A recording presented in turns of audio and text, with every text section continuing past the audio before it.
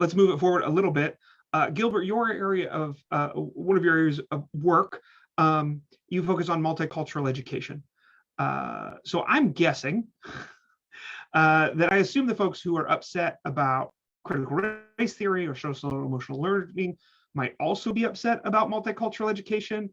Can you talk about multicultural education and how you've mentioned this a little bit already, but how CRT and SEL relate? So multicultural education has been understood differently by different people because it is actually a tool for people to achieve specific goal, right? Especially in our schools. And for me anyway, I found Carl Grant's definition to be very useful when he said that multicultural education is the educational process that seeks to achieve philosophical concepts like justice, freedom, and equity. I found this definition useful because it provides a goal on where we want to be as a school and as a community, as a society. This equitable or fair school, or that idea.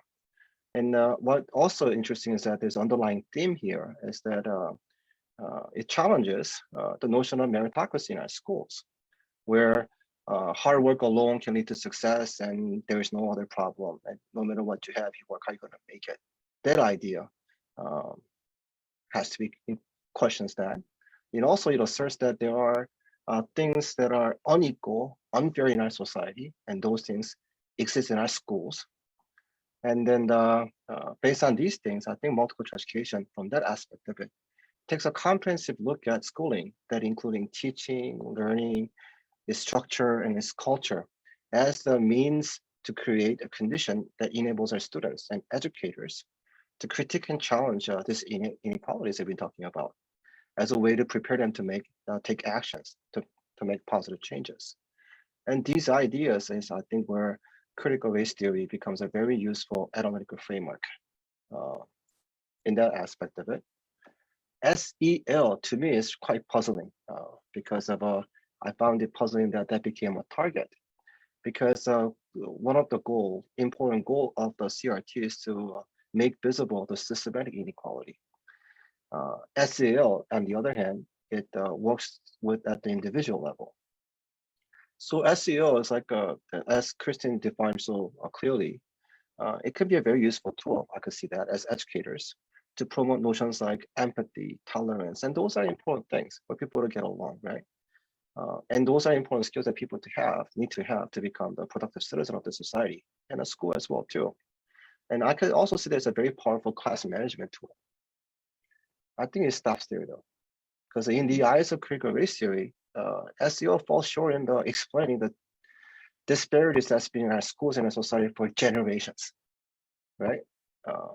Instead, it implies that the reason for these difficulties facing our students of color, as an example, lies with their inability or unwillingness to control their emotions, empathize or tolerate. In the process, I think it shifts attention away from the unfair system to individuals, like victim blaming. So I find it puzzling that SEL becomes one of the targets of these people. But in the process, within multicultural education anyway, we have people coming from the right, coming from the left, people from the left looking at multicultural education as something that started as a grassroots movement. They seek to politicalize learning and teaching. From the right, people using that as a tool to promote national unity and harmony. I'm thinking about Ravitch and some other folks. So there's a spectrum within. I think that's where SEL and CRT may fit in.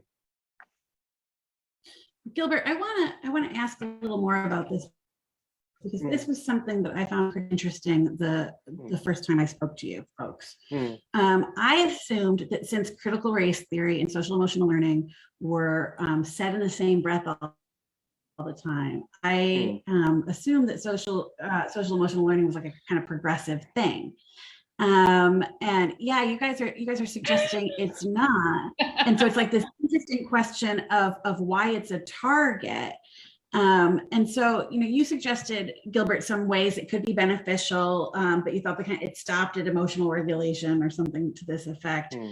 Kristen, do you want to talk a little bit more about social emotional learning and if it's an important tool in the classroom and how it could or does or doesn't relate to questions of race? Yes, absolutely. So I think I'm really glad Gilbert hit on this, because this was something I wanted to talk about too. I mean, I think like theoretically, right? Like if we had a social and emotional learning that was self-actualizing, that was culturally and community sustaining, right? Like we could have a lens that would take into account the sort of structural oppressions and existence, you know, and it really could be an effective tool to help people engage in a democracy, right? Like if we live in a pluralistic society wherein, you know, you have folks who have different ways of being, different beliefs, different viewpoints, right? Like if we had a truly self-actualizing critical SEL practice in our schools, it could absolutely be a tool that helps our young citizens become, right, adult citizens who can engage effectively in the democratic project, right, and do so in humanizing ways that center, you know, equity and justice. But that's not what we have, and that's why, like Gilbert, like to me, it's fascinating to see how this critique of CRT has been linked to SEL, because there are a lot of critical scholars who look at SEL and say that actually SEL, like they call it white supremacy with a hub, right? That's Dina Simmons' words, right? That it upholds sort of a sense of Eurocentric values, presents them as neutral and universalizing, right? And then, you know, things like self-management, self-regulation, right? Like a lot of times those things become tone policing or even like real policing. Like I'm thinking of Kaya Roll for a minute. Like she was a 6-year-old in Florida who had a temper tantrum in school. Totally typical 6-year-old behavior. She was arrested, put in handcuffs, right? Like, you know, or you see a lot of these movements around mindfulness. And I'm not saying that yoga and mindfulness are not important individual practices, right? But a lot of times they're used as sort of these classroom management tools, or like for, you know, children who are upset about oppression, it's like, just be mindful and learn how to deal with the oppression rather than like, let's attack the oppression itself. So I think this notion of SEL, I mean, for so long, it's been advanced through this color evasive lens. You know, and then particularly in the elementary classroom, you know, it's sort of just like, it's either used as a classroom management tool and it's seen as sort of like a nicer way to manage children, or, you know, it's sort of used as this sort of emphasis on just be kind and don't do the right thing, to forward this sort of, you know, nice environment where people can all get along without really addressing the issues. You know, and especially when it comes to racism, you know, I think there's been some work that looks at teachers, and how teachers view anger of Black children. Like children are looked at as more angry than white children. Yeah, and the adultification bias too. Like they're seen as exactly.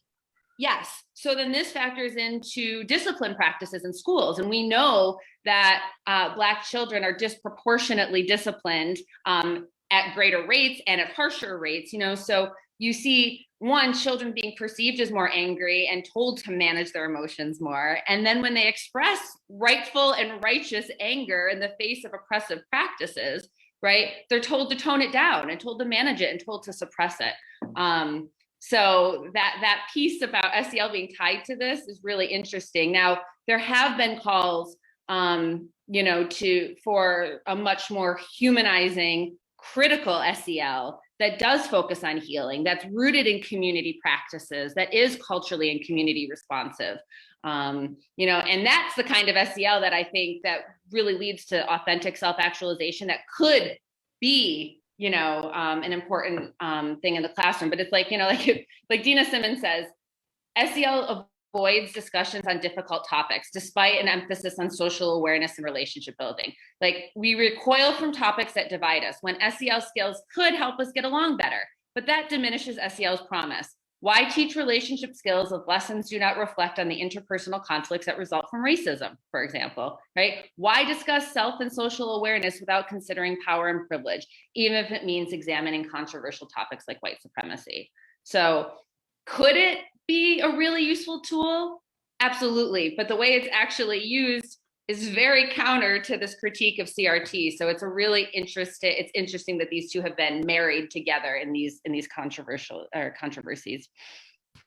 if I add to Christine's thing, I mean, I agree with you 100%. Just to tap into that, I think it's indicative of these people who are critiquing CRT in a way that they're ignorant about what CRT is, and they're ignorant about what SEL is. They just use that to latch their anger on. You know, that's a really good point, Gilbert, and it relates to a couple things I want to suggest or ask. One is, this is just like a shot in the dark, but for years, people have been talking about cultural Marxism. And there's like all this fear that there's a cultural Marxist agenda. And there is a type of Western Marxism that is called cultural Marxism, and it comes out of the Frankfurt School and maybe Lukács before that. Again, a pretty academic discipline, not something that's happening in the K through 12 schools. But we take this term, which is a real thing, and then say that it's happening in K through 12 schools and get everybody pulling their hair out. But SEL is a real thing that's happening. So do you think that that the putting them together is a way to verify maybe, or to justify, like, oh, really, CRT is happening just like this SEL, and we'll add a few more acronyms to it. I mean, that's like a major shot in the dark.